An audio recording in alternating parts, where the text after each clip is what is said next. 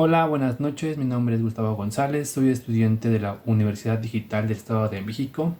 Estoy cursando la licenciatura en psicología y hoy les voy a exponer las patologías de los procesos cognitivos.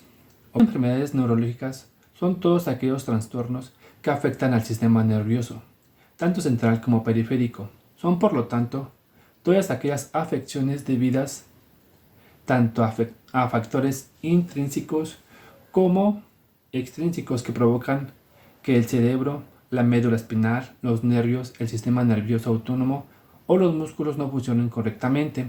El sistema nervioso es el que se encarga de regular todas las propiedades de nuestro cuerpo, pues permite la comunicación entre estructuras para que respondamos adecuadamente a los estímulos. Torres 2017. Las enfermedades neurológicas contribuyen el 6.3% de la carga mundial en la salud de acuerdo a la Organización Mundial de la Salud y son responsables además del 12% de la mortalidad global. Sobra decir que las enfermedades neurológicas, como las enfermedades vascular, cerebral y la demencia ya sea vascular o de tipo Alzheimer, se encuentran entre las enfermedades más prevalecientes, según la revista de Neurociencia del 2018. Como antes mencionado, se realiza una exposición con las características más importantes de las patologías neurológicas. Percepción y motricidad. Asimismo, las actividades de la vida cotidiana implican movimientos voluntarios para diferentes fines, donde la conducta motora es la forma de respuesta al entorno y requiere de precisión en la coordinación muscular. A continuación te voy a presentar las patologías de la percepción y motricidad. Vamos a empezar con la agnosia. La agnosia se refiere a las alteraciones en la capacidad de reconocer un estímulo aprendido previamente y a atribuirle el significado. Se dividen en tres, básicamente. La agnosia visual. La agnosia visual se define como la incapacidad para identificar objetos mediante la visión, sin alteraciones visuales o intelectuales. En la presentación tenemos una imagen donde hay una persona que está observando un plátano, pero a su vez en su mente tiene la visualización de que es una manzana. Tiene una disociación visual, se puede decir así. Tenemos como segunda la agnosia auditiva. La agnosia auditiva es un trastorno neurológico que afecta la capacidad de una persona para procesar y reconocer sonidos, dependiendo de la extensión y localización del daño. Puede resultar diferentes formas de agnosia auditiva, como la incapacidad de reconocer voces, sonidos ambientales o música. Tú le puedes comentar a una persona que se escuchó, no sé, el canto de un pájaro y la persona no la va a reconocer o no te va a saber explicar el tipo de sonido que está escuchando. La agnosia táctil. La agnosia táctil dice que es una... La agnosia táctil, la evidencia disponible revela que la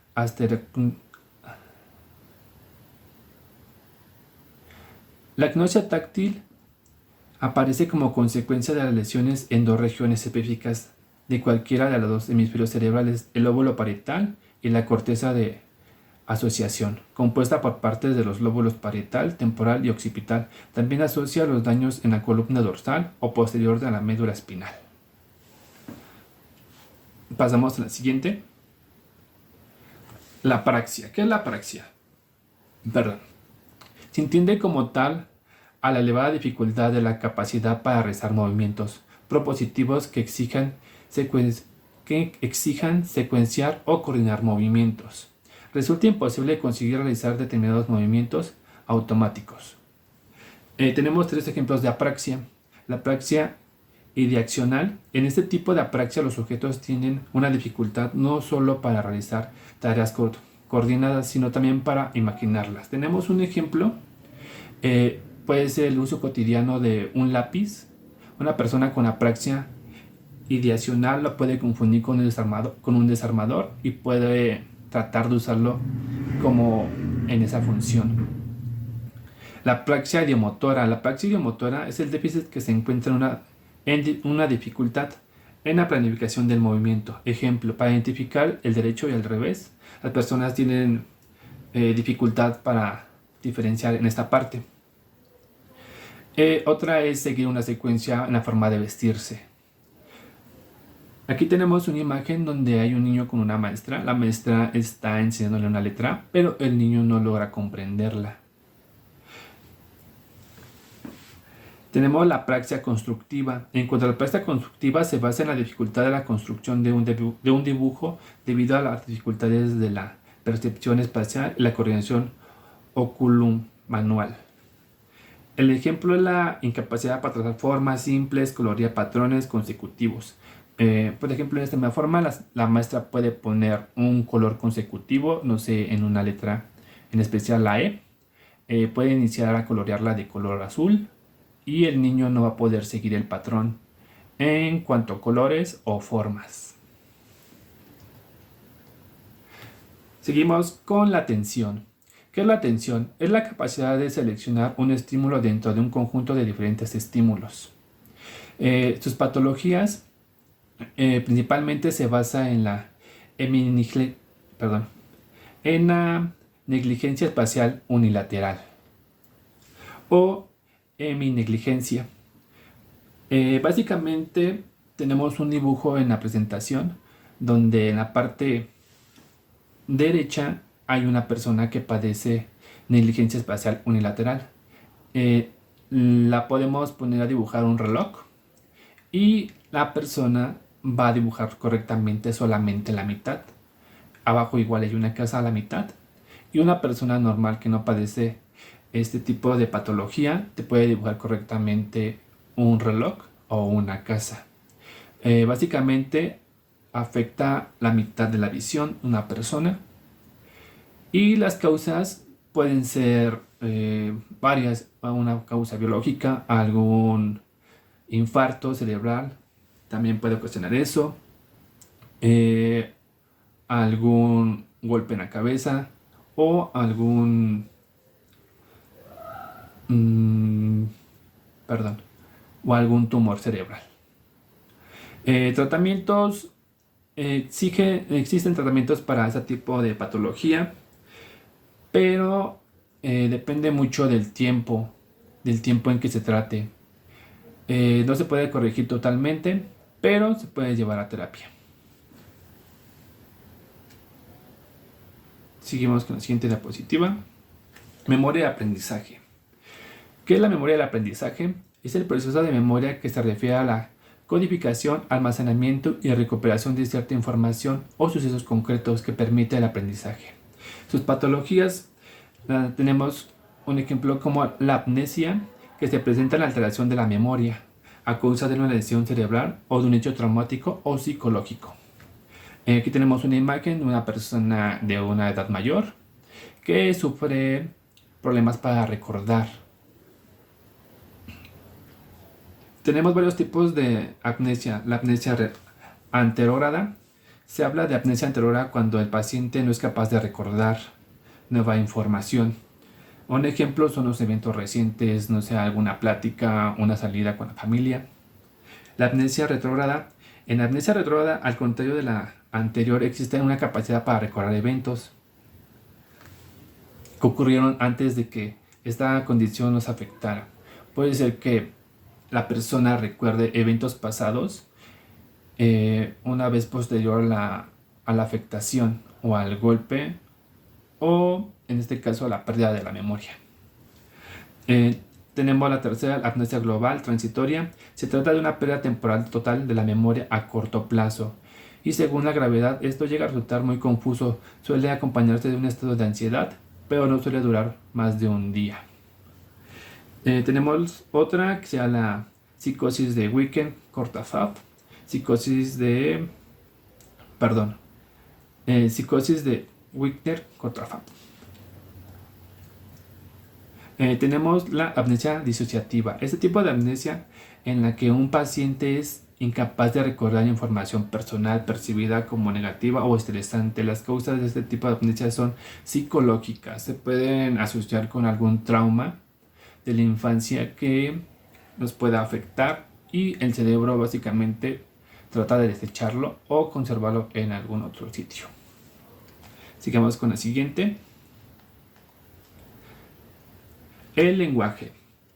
¿Qué es el lenguaje? Tanto oral como escrito implica el uso de presentaciones simbólicas que por medio de la combinación principal de sonidos permiten la comunicación. La comunicación permite la adquisición, almacenamiento y transmisión de la información cultural.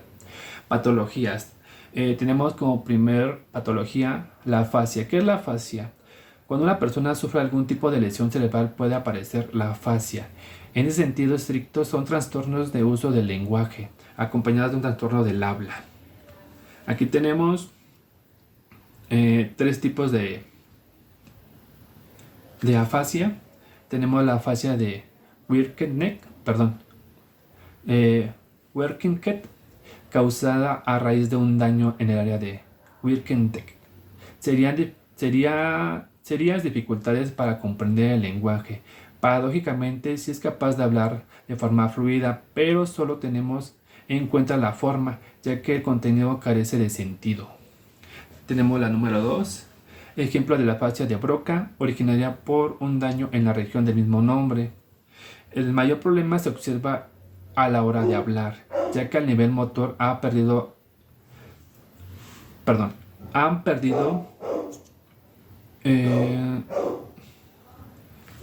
tenemos la número 2, que es la afasia de Broca, originada por un daño en el niño. Ejemplo de la afasia de Broca, originaria por un daño en la región del mismo nombre, en el cerebro. El mayor problema se observa a la hora de hablar. Aquí tenemos un ejemplo, como plato, mesa. Lo correcto sería decir, hay que poner los platos encima de la mesa. Ejemplo de la afasia de conducción. Básicamente es un daño en el lóbulo temporal. En este caso el sujeto no tendría problema para comprender el lenguaje. Su dificultad surgiría a tratar de repetir una palabra o una frase. Aquí tenemos un ejemplo que es la palabra bicicleta. Se puede decir, la persona afectada, al lugar de poder decir bicicleta, puede decir bicicleta. ¿Ok? Pasamos a la siguiente, que es la patología de alexia. Recibe el nombre de alexia, un trastorno del lenguaje escrito caracterizado por la pérdida parcial o completa de la capacidad de lectura, siendo esta producida por la aparición de algún tipo de lesión cerebral. Tenemos tres tipos de alexia: la alexia pura o sin agrafia, la alexia central o con agrafia, la alexia interior o con agrafia. Y aquí tenemos una imagen donde hay un niño tratando de comprender el lenguaje escrito, pero tiene dificultades para interpretarlo. Posibles causas de alexia podría ser un accidente cerebrovascular, traumatismo craneoencefálico, algún tumor cerebral o alguna infección cerebral. Seguimos con el siguiente, la agrafia. ¿La agrafia qué es? Es un trastorno neuropsicológico que se caracteriza por la pérdida o apareamiento de la capacidad de escribir. Esta condición puede surgir después de una lesión cerebral.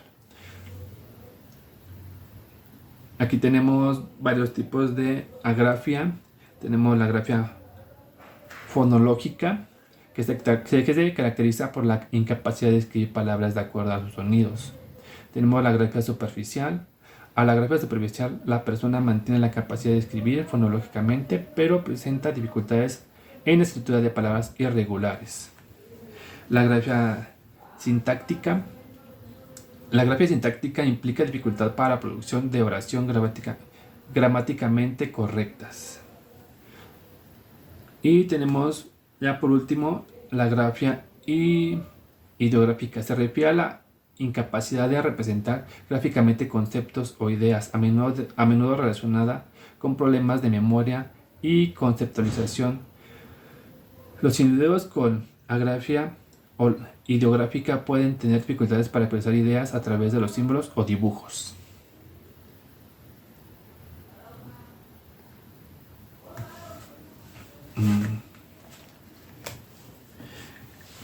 En conclusión, en esta unidad revisamos las alteraciones de los procesos perceptivos y motrices más estudiados en la neuropsicología, como la agnosia o la afaxia, que son dificultades motoras. Asimismo, me di cuenta que yo tengo una afasia, una dificultad.